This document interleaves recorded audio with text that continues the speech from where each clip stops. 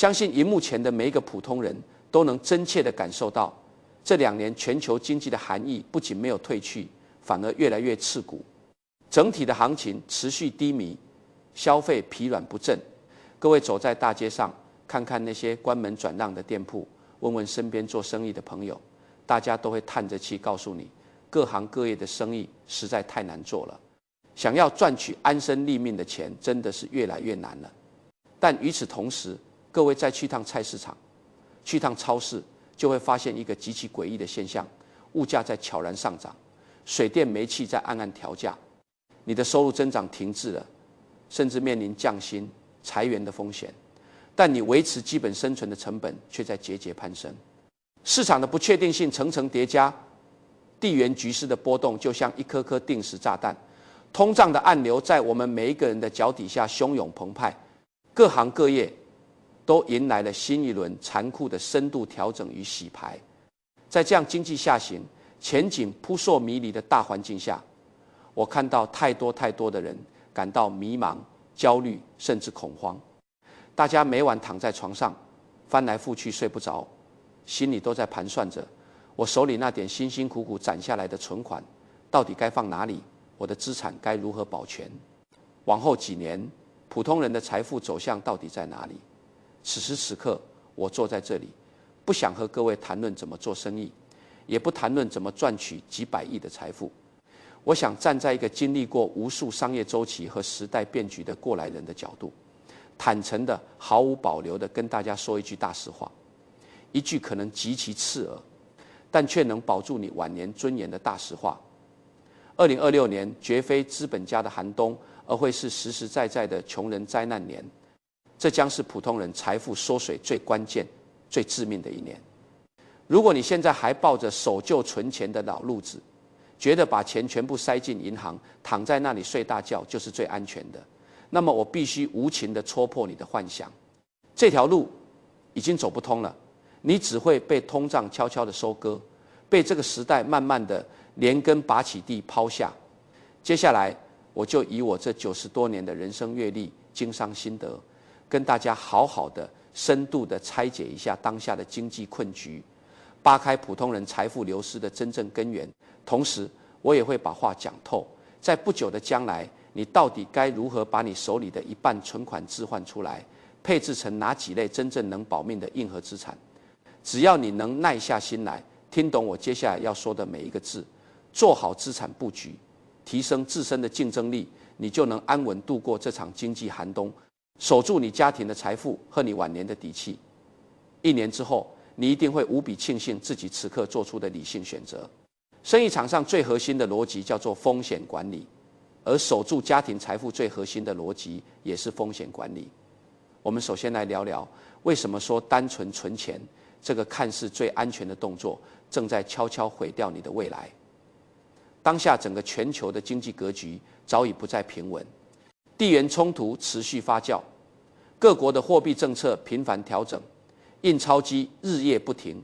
通货膨胀就像一个看不见的幽灵，悄无声息地蔓延到了我们生活的每一个角落。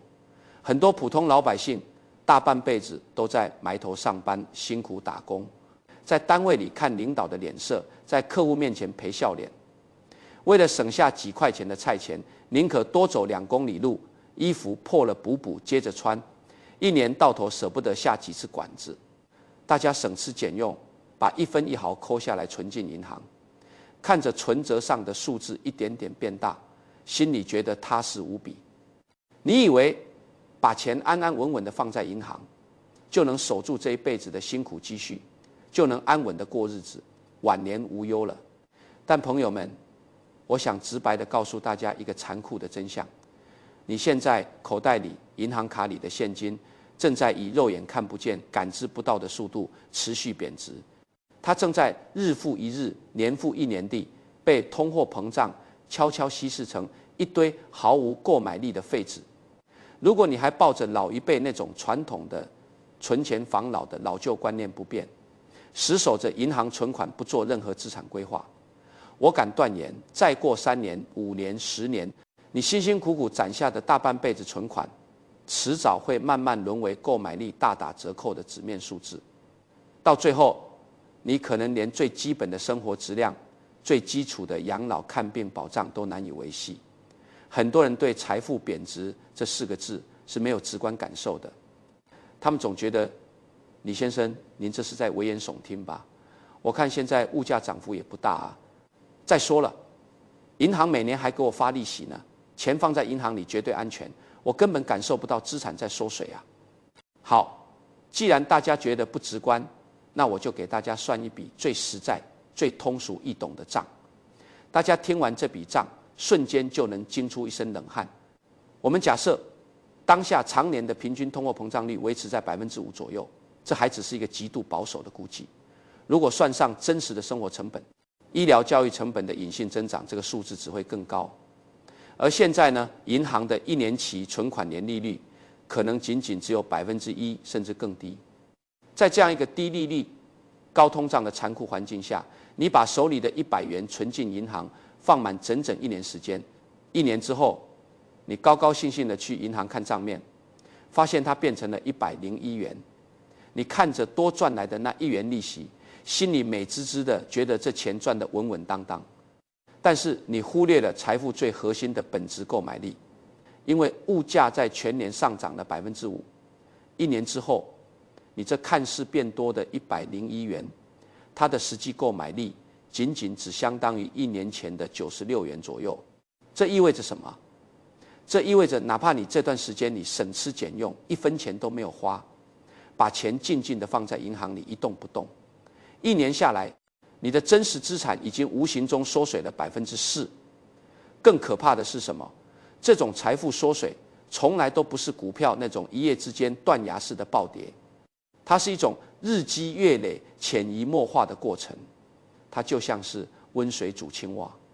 一开始水温是舒服的，你毫无察觉，你甚至会被银行卡里那不断增长的一丁点利息数字所迷惑，以为自己的资产一直在保值增值。等到几年、10几年之后，你突然想要买房，想要给孩子看病，想要给自己养老的时候，你才猛然发现，你手里的存款再也买不起当年同等价值的东西了。曾经你这笔钱能全款买下一套大房子，现在它只够付个首付的零头。曾经你以为这笔积蓄能让你轻松养老、满世界旅游，现在你发现它连应付一场大病的医疗费都捉襟见肘。直到那一刻，你才猛然惊醒，原来自己的财富已经被大幅洗劫了。可到了那个时候，市场格局已经定型，经济周期已经走到了下一个阶段，你再去拍大腿，再想去调整理财思路，重新配置资产，早就错过了最佳的布局时机。你只能被动地接受财富流失的悲惨结果。我深耕商海将近80年，看透了无数个经济周期的起起落落，也看清了普通人财富流失的根本原因。此时，我想极其严肃地告诉大家，第一个核心道理：钱永远会从那些原地不动、思维僵化、不懂资产规划的人手中悄悄溜走，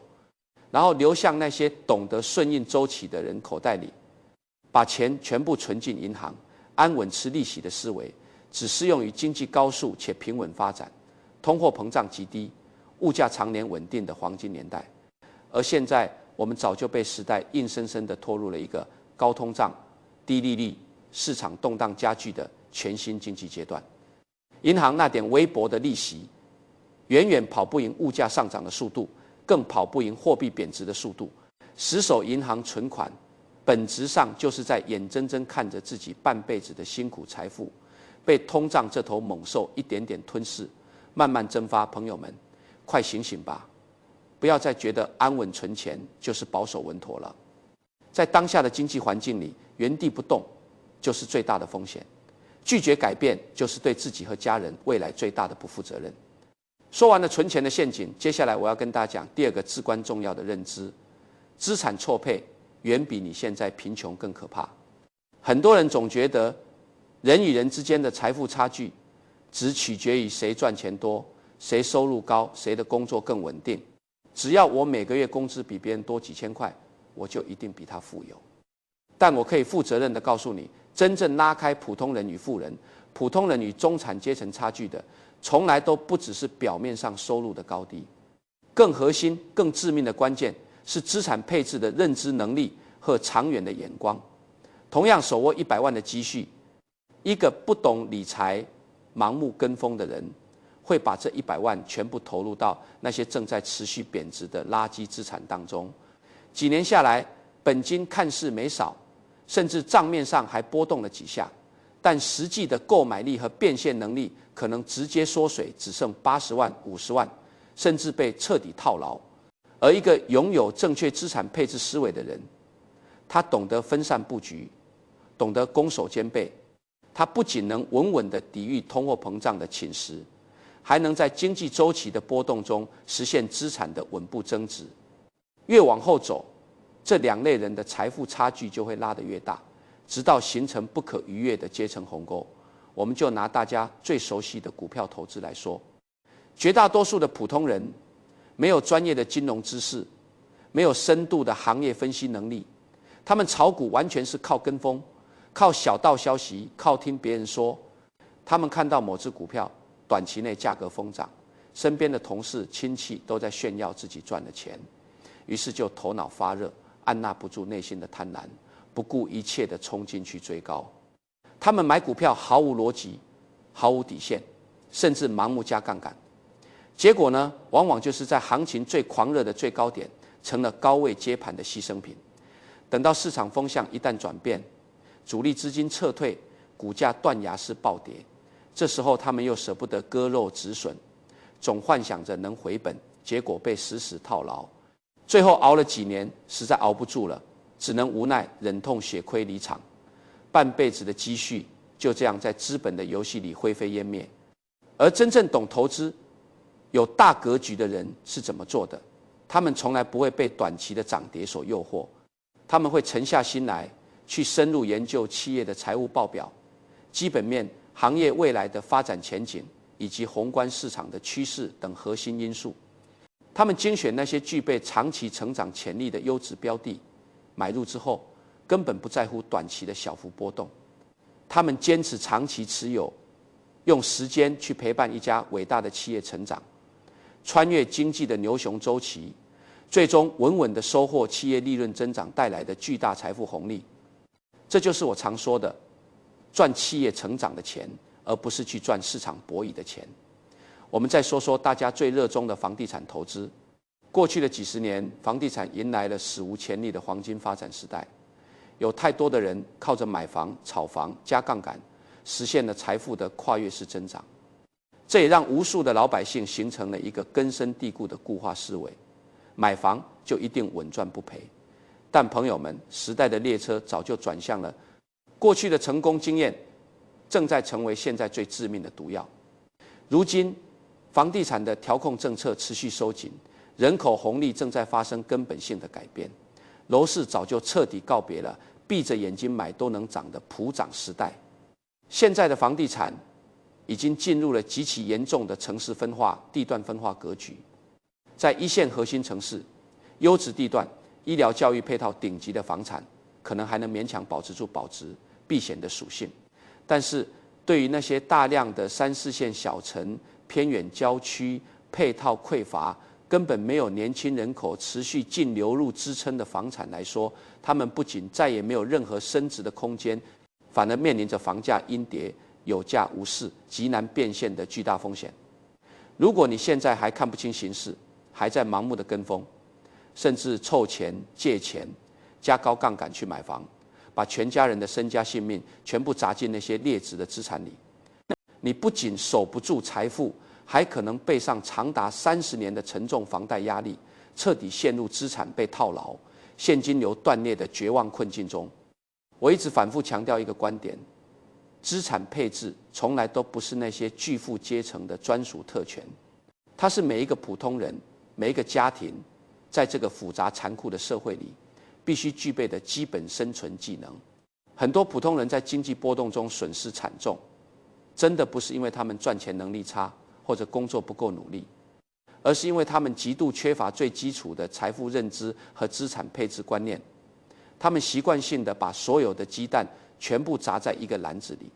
把所有资产集中在单一领域，要么一分不剩全存银行，要么脑子一热全买房子，要么听信谣言全扔进股市。他们不懂得什么叫分散风险，不懂得什么是对冲避险。一旦遇到宏观经济下行，单一市场剧烈波动，他们没有任何的缓冲空间，连退路都没有，最终只能被市场残酷的淘汰出局。除了财富配置的误区，此时此刻，我还要以最郑重的态度提醒荧幕前的所有人，第三个不可逆转的时代趋势：不主动学习，拒绝转型，迟早会被人工智能彻底淘汰。几十年前，当互联网刚刚兴起时，有很多人对此嗤之以鼻，结果那些拥抱互联网的人成了时代的弄潮儿，而拒绝的人被远远抛在脑后。如今，人工智能技术的迭代速度已经完全超越了人类历史上任何一次科技革命。这是一场席卷全球、颠覆全行业的 AI 变革风暴，它正在以摧枯拉朽之势，彻底重塑各行各业的商业模式、工作模式和就业格局。但可悲的是，我们身边还有大量的人，思维还停留在过去的老旧认知里。他们傲慢地觉得，那不就是个会下棋的机器人吗？它最多也就是替代一下流水线上的拧螺丝工人，或者重复性体力劳动。像我们这种坐在办公室里的白领、专业技术人员，靠脑子吃饭的人，永远都不可能被一段代码取代。这是一句极其可怕的毒药。当一个人开始有这种想法的时候，他就主动交出了自己在这个世界上生存的通行证。现实早就无情地颠覆了所有人的想象。现在被 AI 逐步替代，甚至已经被赶出办公室的，早就已经不只是底层蓝领了。越来越多的办公室白领、专业技术从业者、传统意义上的脑力劳动者，都正面临着被替代、被边缘化的毁灭性职业危机。现在的 AI 能力早就进化到了令人敬畏的地步。我们随便看几个行业，在法律行业，过去一个资深律师需要带领一个团队熬夜加班好几天，才能做完一份复杂的合同审查、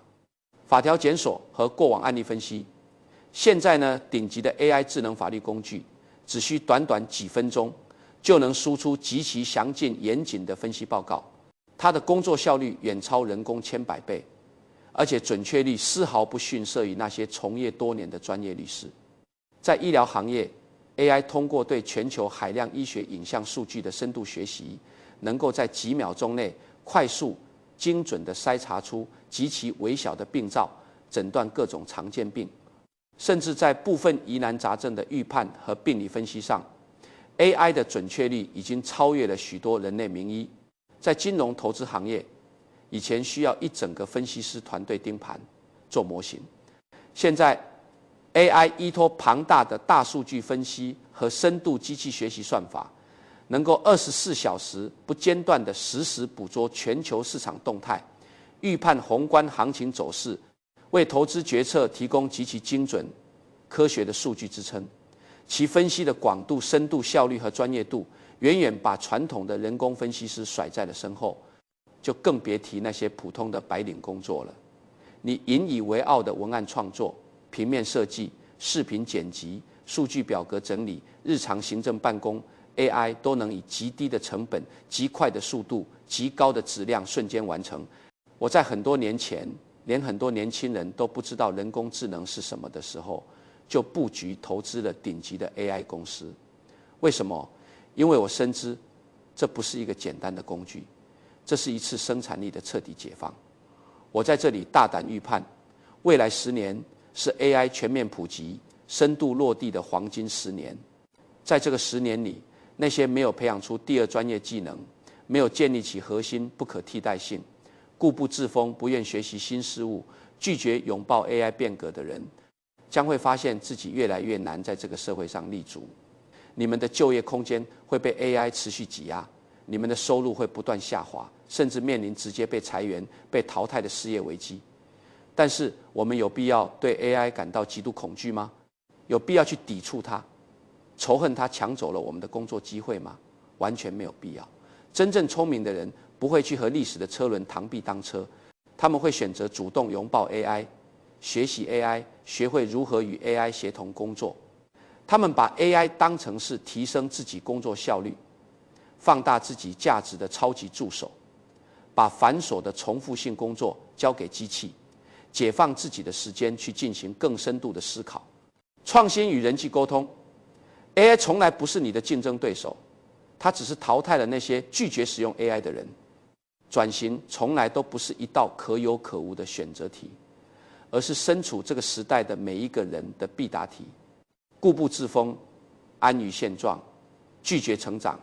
迟早会被时代的浪潮无情地淹没。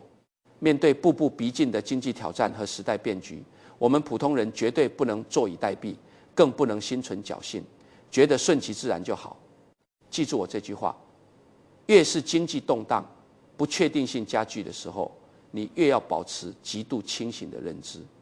你必须立刻转变那些老旧的财富观念，做好家庭资产的合理配置，为你自己、为你的家人、为你往后的晚年生活，筑起一道坚不可摧的财富防线和生存保障。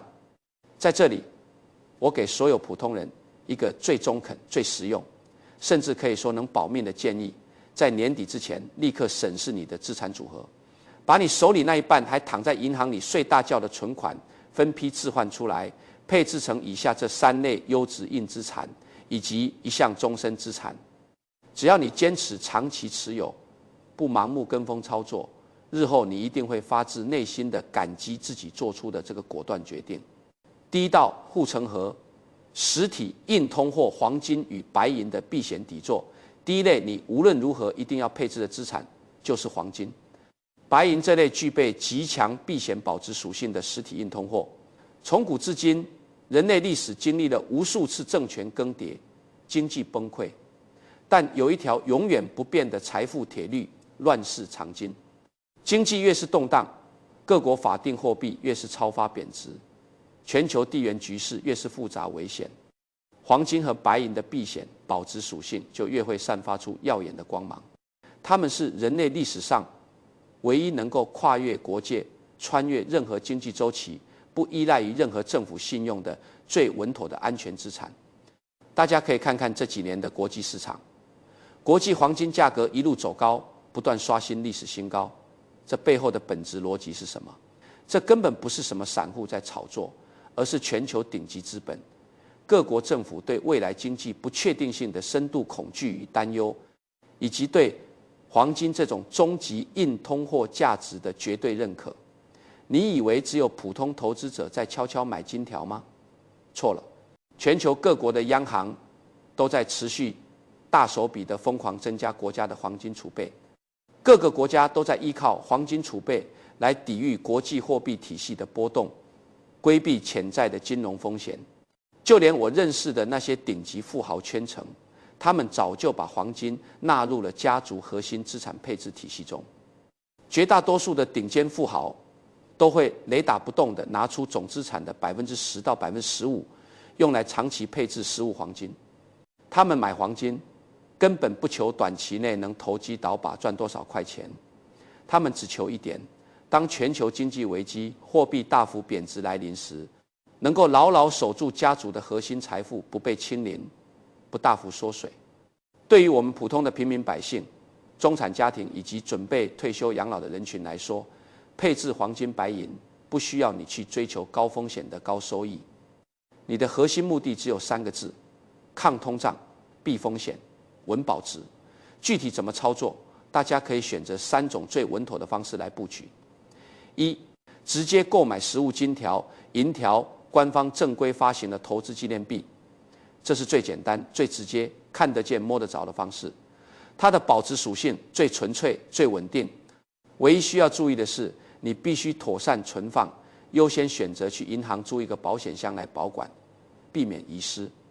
2、3，配置黄金 ETF 基金。如果你觉得存放实物太麻烦，那么黄金 ETF 是极好的替代品。你在自己的证券账户里就可以像买卖股票一样便捷地买卖黄金 ETF，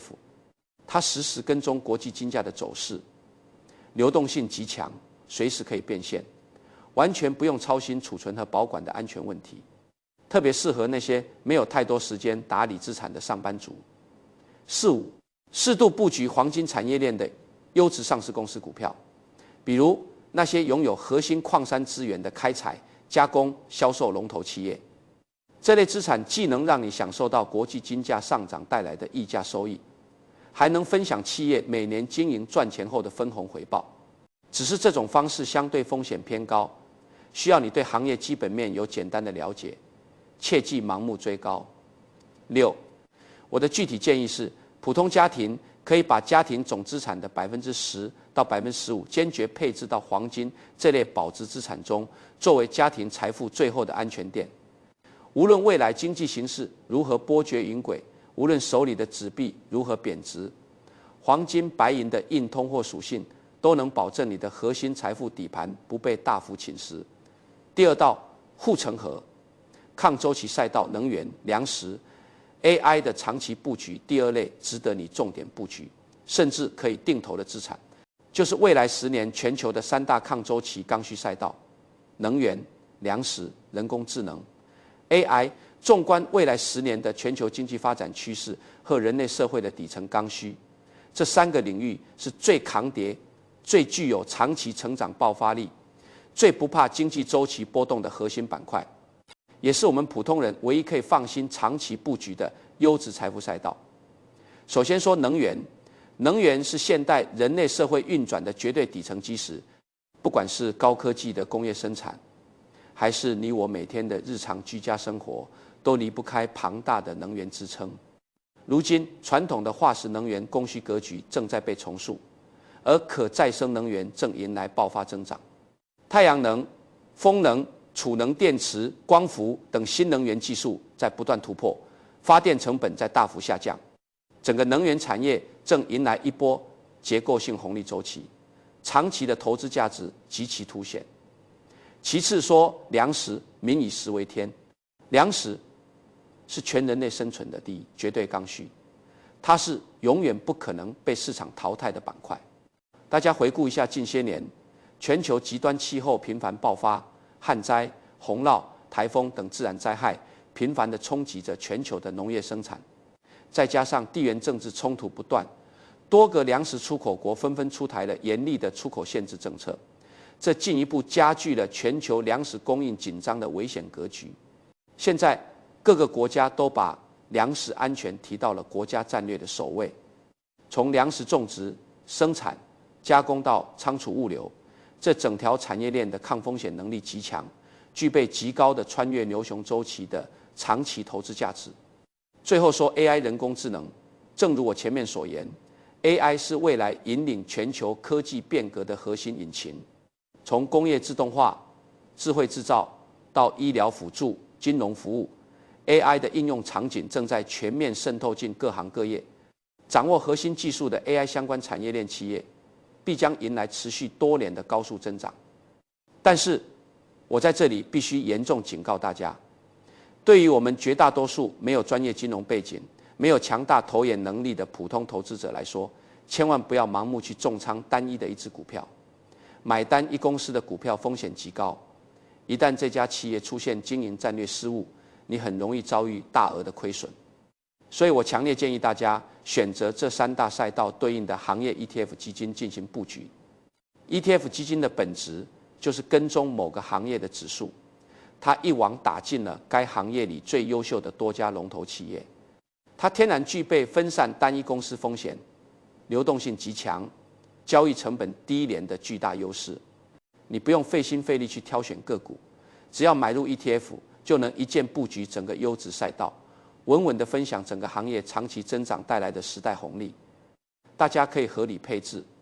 全球优质能源 ETF、农业粮食 ETF、人工智能机器人 ETF， 建议拿出家庭资产的5%到10%，分批次，每个月坚持定投布局，然后死死的长期持有，这样既能规避压住单一企业的风险，又能精准把握住时代产业发展的风口机遇。第3道护城河，生存的底线家庭应急生活物资储备，这第3类配置，很多人往往会觉得不以为然，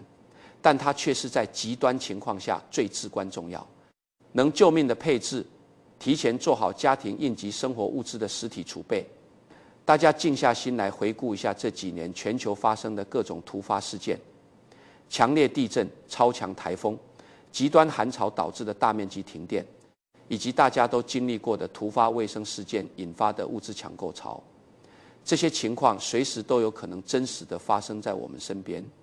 当真正的危机降临的那一刻，你手里的现金流可能会面临瞬间贬值、网络瘫痪导致交易受限，甚至拿着钱都买不到东西的绝境。那个时候，只有塞满你家储藏室的充足生活物资，才是守护你和家人基本生存最实在的安全感。我一直坚定地认为，家庭应急物资储备绝对不是在浪费钱财，更不是杞人忧天，它是每一个对家庭负责任的人必须具备的风险规避手段。我强烈建议普通家庭立刻拿出总资产的2%到5%，提前储备足够全家3口人使用3个月以上的生存必需品。这包括优质的粮油米面、大桶的饮用水、容易保存的干货副食、常用药品、应急生活用品等。朋友们，这些物资本来就是你日常生活中一定会消耗的刚需品，你把它们提前批量采购，妥善储存起来，既不会造成任何浪费，也不影响你的正常生活开支。但是，一旦遇到突发的极端灾害，外面物价暴涨、物资紧缺的时候，你不需要去排队恐慌抢购，不需要承受涨价成本，你能关起门来，稳稳地保障全家老小的基本生活。这份给家庭的底气，是任何银行存款都给不了的。第4道护城河，无价的终身资产权利投资，你自己除了前面说的这些外在的资产与物质配置，我最想告诉大家，也是这番话里最有价值、最核心的一点，永远要把资金和时间优先投资在你自己身上，不断提升你个人的内核竞争力。这是世界上所有资产类别里唯一一个只会增值不会贬值，任何人都抢不走的终身资产。在未来这个由 AI 主导的新时代，社会上最昂贵、最稀缺的资产，绝对不是什么黄金白银，也不是什么房产股票，而是拥有独立认知、掌握专业知识、具备强大创造价值能力且不可被替代的人。金钱可能会贬值，房产可能会亏损，股票可能会消失，但是刻在你脑子里的知识，你掌握的技能，你沉淀下来的认知，你修炼出来的心态，这些东西任何人都无法从你身上剥夺，他们只会随着时间的推移、阅历的积累不断增值。无论宏观经济如何动荡，无论行业如何变革，你自身的核心能力永远是你安身立命的根本。我建议每一个普通人要舍得投入时间和金钱去深耕以下4类核心技能，筑牢自己的人生护城河。第一类，数字与 AI 应用技能。当下数字化、智能化已经成为标配，你必须学会熟练使用各类 AI 工具，提升工作效率，掌握基础的大数据分析逻辑，跟上时代数字化的节奏。这样你不仅不会被 AI 替代，还能借助 AI 放大自己的工作价值和收入能力。第二类，语言与跨界沟通能力。全球化打通了地域边界，掌握英语或一门外语，既能拓宽职业发展渠道，接触更多优质资源，也能跨界对接全球市场，增加收入来源。第3类，在线多元创收技能。如今灵活就业、副业增收已经成为趋势，学会视频剪辑、图文设计、文案写作、在线教学等技能，就能依托互联网平台在线接单，打破时间和地域限制，拥有被动收入渠道，哪怕遭遇工作变动，也能靠自身技能稳定收入。第4类，健康管理与身心修养。朋友们，身体永远是一切的基础，没有健康的身体，再多财富、再好的事业都没有意义。这是我这个90多岁的老头子用一辈子的时间悟出的真理。学会合理膳食、规律运动，调节心理情绪，养成健康的生活习惯，既能提升生活质量，又能减少未来大额的医疗开支。在生活压力加大的年份里，一个健康的身心就是最大的财富。朋友们，讲了这么多，最后我想总结几句：未来的社会注定是充满变量、充满挑战的。经济下行的压力，通胀的持续走高，行业洗牌的加剧，都会给普通人的生活和财富带来不小的冲击。但我始终相信一个道理：危机背后永远藏着机遇。时代从来不会淘汰那些愿意改变、愿意学习、愿意提前规划的人，时代只会淘汰那些思维固化、安于现状、盲目跟风、不懂避险的人。